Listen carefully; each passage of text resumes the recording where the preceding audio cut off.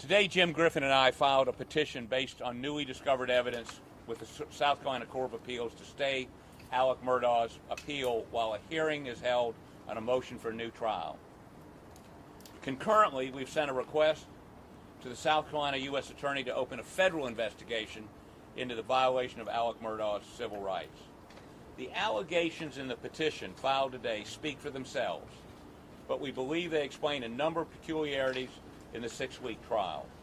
We request that SLED stand down on initiating any investigation of these allegations since they are heavily invested in maintaining Alec's convictions.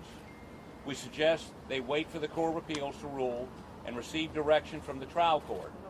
If the Court of Appeals remands the case for an evidentiary hearing, if the Court of Appeals remands the case for an evidentiary hearing, we would also request that those in the media and the public respect the privacy of those included in this filing. Jim and I want to thank those on our team who stand behind us and have worked tirelessly to ferret out the truth. Alec Murdaugh maintained and still maintains his innocence in the murder of Maggie and Paul and believes the truth will ultimately prevail. Jim? The right to a jury trial, is a fundamental principle of our justice system. Jurors must be free from outside influences and must decide the case solely on the evidence presented in the courtroom, subject to the rules of evidence, subject to the rules of the court, and, most importantly, subject to the crucible of cross-examination that's guaranteed by the Sixth Amendment to the Constitution, and that is the right to confront witnesses. When jurors receive private communications outside the confines of a public courtroom, the Sixth Amendment is violated and numerous other constitutional rights are violated. And that's not Jim Griffin on the law, that is the law of the land. And I want to quote from a decision from the South Carolina Court of Appeals, which is behind me, and states this: where there is a private communication of a court official to members of the jury, an occurrence which cannot be tolerated if the sanctity of the jury system is to be maintained, a new trial must be granted unless it clearly appears that the subject matter of the communication was harmless and could not have affected the verdict. What we had filed today, supported by sworn testimony of jurors, is that the clerk of court had improper private communications with the jurors, and the subject matter of those communications was the credibility of the defense that the Murdaugh legal defense team put up, and it was the believability of the defendant's own testimony. Now, there's been a lot of talked about whether Alec should have taken the stand. I can assure you, when we considered what factors and what we should and should not do and considered whether he should take the stand, we never considered the likelihood, as reported to us by the jurors, that the clerk of court would go in to the sanctity of the jury room before he testified and tell the jurors, don't be fooled by his testimony, watch out for his body language, and that is what the sworn testimony that we have filed in court today says. And if that is true, which we have every reason to believe that it is, and no reason to believe that it's not, there is no choice but the courts to grant a new trial. Thank you. Any questions? No? Okay. When the person was pulled away at those cells, did you guys see that, or did you find out after the fact?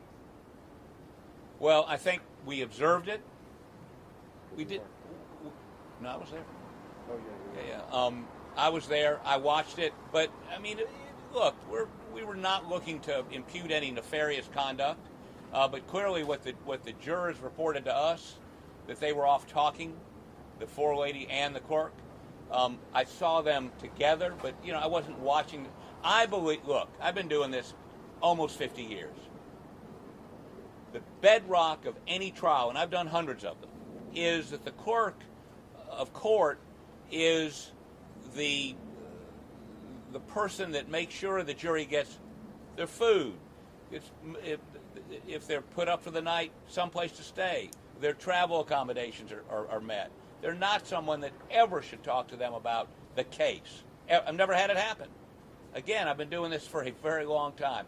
Never heard of it happening until this case. And one thing we want everyone to understand, that the clerk of court is an elected official by the people, not appointed by the judge, not appointed by the judiciary.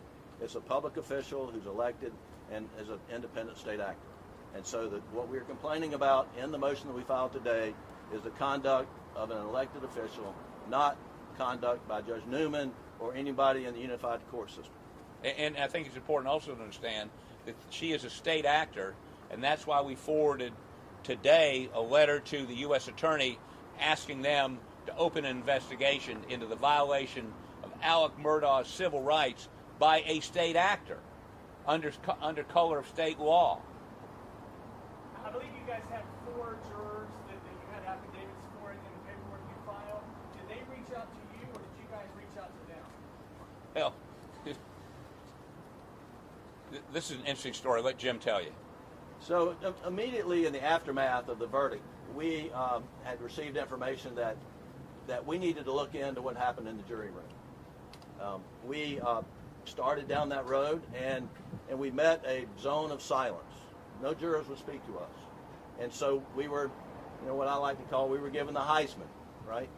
And then when the clerk of court wrote her book, published her book, that zone of silence collapsed. And jurors were upset about that, the ones we talked with, and they were more than willing to come forward and tell us the things that we had sort of heard through a whisper campaign. But, and so as a result of that, we were able to interview some jurors. Now, there's still a number of jurors who maintain that zone of silence, who have not talked to us. We did try to reach out to most all of them that we could get in touch with, but the information we got, I can tell you, was independent of each juror. The first juror we talked to, we got information about Ms. Hill saying, "Don't be fooled."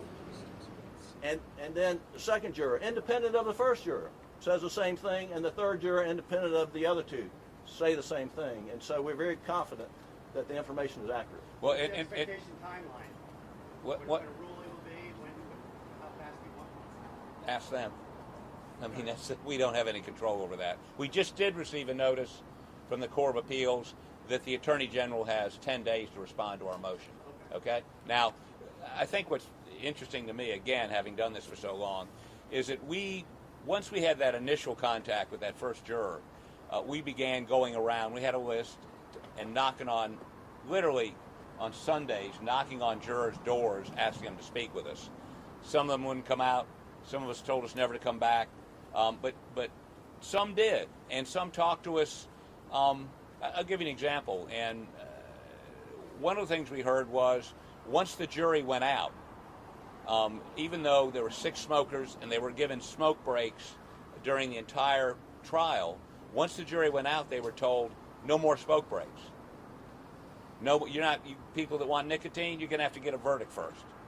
I mean, it's that kind of stuff. Now, that indicates something, and the court would be the one to communicate that. Why? So a bunch of folks told us stuff that appeared to be inconsequential, but in the total context indicated to us that what we put in this petition about the clerk is credible, and based on sworn testimony from 2 jurors, and we interviewed a third. My paralegal, Holly Miller, has given you an affidavit, or filed an affidavit on what she told us. A lot of these folks just don't want to get involved, but they're going to be involved if we get a hearing, because each and every one of them is going to have to testify in an open court before you as to what happened and what didn't happen. It would appear that Wait, one at a time. Who? It would appear that Judge Newman was at least aware of some of the allegations that you talk about in your motion. For example, the Facebook post with juror 785, and the judge actually said, "Oh boy, I'm not too pleased about the clerk interrogating a juror as opposed to coming to me and happening it to me." Well, and that's a good point. There's no suggestion that the judge did anything untoward. But what that does do, if it comes back, he may end up being a witness. So, I mean, but until the Court of Appeals acts, that issue does not have to be dealt with. But if the fact is that the court was aware of some of these issues but still didn't intervene, how concerned are you? We don't know. We don't know that he didn't intervene. That's what I'm saying. He's a witness. We need to know. Do you feel that this evidence is strong enough such that it could have changed the verdict had it been introduced in trial? You know, that's not the legal test. The legal test is the subject matter prejudicial to the defense? It's not would it have made a difference in the outcome? Was the subject matter of the improper private conversation material to the defense? If it's immaterial, like what do you want to have for dinner? Do you want to take a smoke break? Do you want to go home? Those are immaterial matters. But when the subject matter is, and is reported under oath by these jurors, it was a direction on how you should receive Alec Murdaugh's testimony. You should look at him. Don't be fooled by him. That subject matter is absolutely material. That's the core of our defense, and that is something that we had no chance to defend against. And so we strongly believe if that evidence is accurate, and the law will require a new trial. So when was the last time you spoke with your client? When was the last time No you spoke comment. with your client, and what has he shared with you in this latest motion? Well, I can't talk about attorney-client privilege information. I can tell you that when I shared with him the affidavits, he's a lawyer. He was astonished. He was shaking. He was in disbelief, and he thanked Mr. Harpootlian, Mr. Barber, and myself for spending our weekends on dirt roads in Colleton County. And by the way, we've seen more of Colleton County on dirt roads, in places we're city boys, we didn't believe existed in this state, looking for folks that would talk to us. A lot of doors slammed in our face. A lot of doors slammed in our faces. Do you think Ms. Hill should still have her job? I'm sorry? Do you think Ms. Hill should still have her job? No comment. I'm sorry, what? The Facebook posting from the ex-husband of the dismissed juror. There's a lot of detail in there about that. And there's some in-camera transcripts there as well. Was this not something that was just handled very quickly? The fact that you guys are alleging it didn't exist at all and perhaps was conspired to be created to get this juror dismissed? Yes. That's a very serious allegation. It's all serious. Everything we've alleged, everything in those affidavits is serious. This is a very serious matter. And again, So what you see in the sworn testimony that's been filed today is Ms. Hill told the court that there was a Facebook post by this juror's ex-husband. The ex-husband has filed an affidavit saying, "I've never posted a Facebook post." Ms. Hill in her office says he must have deleted it. We can't find it. But they produced a Facebook post from someone with the same name apologizing for an earlier Facebook post and that Satan made him do it and et cetera, et cetera. And Ms. Hill related that as being this juror's ex-husband. Ms. Hill had this juror's ex-husband's photograph. You can match them up. They don't match.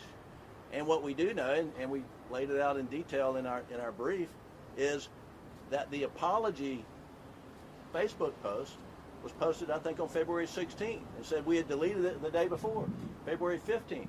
Ms. Hill is telling Judge Newman on February 23rd that I just saw this Facebook post. Impossible. Impossible. We also have in there sworn testimony that Ms. Hill told this juror that SLED went out and confirmed with your ex-husband that he posted that. Not true, according to the sworn testimony. And Phil Barber and I and Howie Miller from my office went down and interviewed the ex-husband, and he allowed us to, I wouldn't know how to do it, but Phil did, to download his entire Facebook history. None of that is in there. So, I mean, again, we've done what we can do. We're not the police. You know, we have no way to compel anybody to talk to us or give us anything. We've asked very nicely. Now, I will say this. The two jurors that gave affidavits have an attorney, Joe McCullough, who was skulking around here a moment ago back there. So if you want to know about those two jurors, you may want to have a chat with him. What's the motivation of the jurors talking to us? Wait, what? What's the motivation, do you think, of the jurors talking to us? Are they upset with the clerk? I think they were upset with the way things went, and the clerk, I think they may very well, yes, they're upset with the clerk. They're upset with the way this played out. Are they regretting their vote? Can't comment on that. The Facebook post, the person who posted the original post, have you ever gotten an opportunity to speak with them? And if so, No. I mean, the original post, we don't know whether it ever existed. But the apology post, did you speak with him, Phil? No, we did not speak. Do you have a timeline from the FBI regarding your request for investigation? Well, as you know, having talked to the FBI before, No. They're not going to tell us anything. In your letter to the U.S. Attorney, you mentioned the importance of having the FBI investigate as opposed to SLED, for example. Can you talk about the importance of having the FBI involved? Well, having anybody but SLED investigate it. SLED is very invested in this conviction. How invested? Well, the agent, David Owens, that testified under cross-examination by Jim, admitted two things. One, he perjured himself in front of the grand jury. And two, he fabricated evidence. SLED made him this year's Law Enforcement Officer of the Year. So is that the agency that ought to be going to jurors? I don't think so. I think that the court, if this is remanded back, the trial court should pick somebody else. If the FBI is not doing it, then there's the sheriff's departments, there are other folk, not Carlton County, but other sheriff's departments that could go out and interview jurors or bring them to court. I mean, all these jurors are going to end up testifying anyway. There may not be any reason to go out and interview them. They may just put a subpoena on them, bring them to court. How important is your appeal to get these jurors to testify under oath in a place where, like you say, through the zone of silence, they have to talk to y'all before? Go ahead. Yeah, I mean, that's something that would happen if we get the hearing that we've requested. That's why we've requested the hearing, so that we can get subpoena power, and we can get some subpoena, not just individuals come to court, jurors come to court, witnesses come to court, but subpoena records, phone records, for example, emails, for example.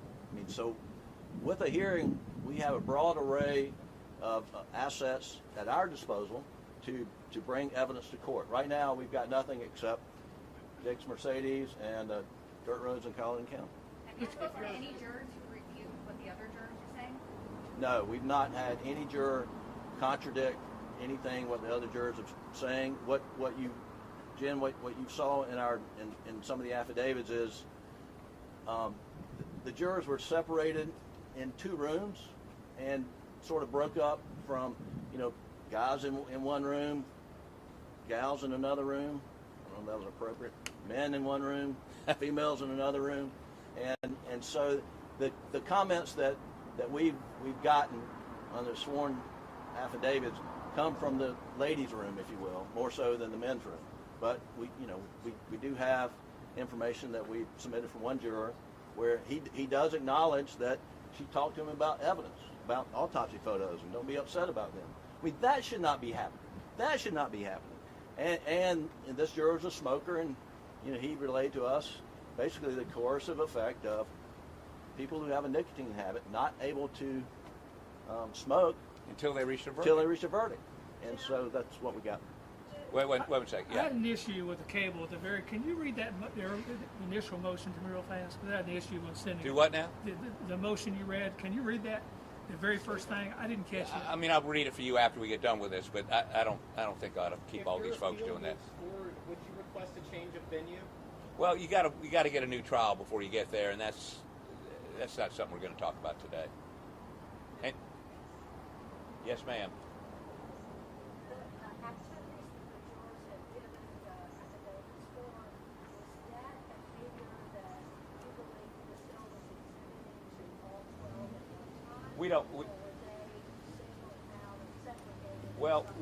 We know some of the statements were made in front of the jurors in the one jury room. Now, understand I think there are only 6 jurors in that room, or maybe 8. I'm not sure, but not all the jurors would have been present for all the statements. Clearly, they were given in one room or the other. And just to be clear, the catalyst for reinvestigating this was publication of Ms. Moore's book? Yes, ma'am. Go ahead. So we didn't stop investigating, but we were hitting brick walls until her book came out, and then jurors who obviously were not comfortable with how she handled matters were even less comfortable with her going on a book tour and making money off what she did. That's what was reported to us.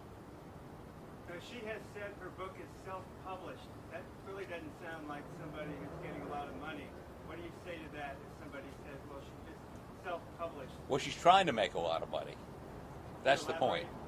I mean, she's trying to make money off of it. She's selling the book. I mean, the question is, was it a successful scheme? I don't know.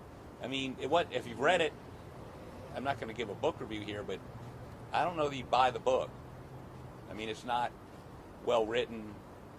The story she tells is not accurate, in our opinion, at least the facts as we saw them.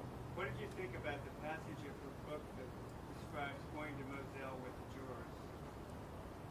Well, you know, the problem I have with what she says in there is, after going to Moselle, we, if you notice, she used the plural we, felt such and such and such and such.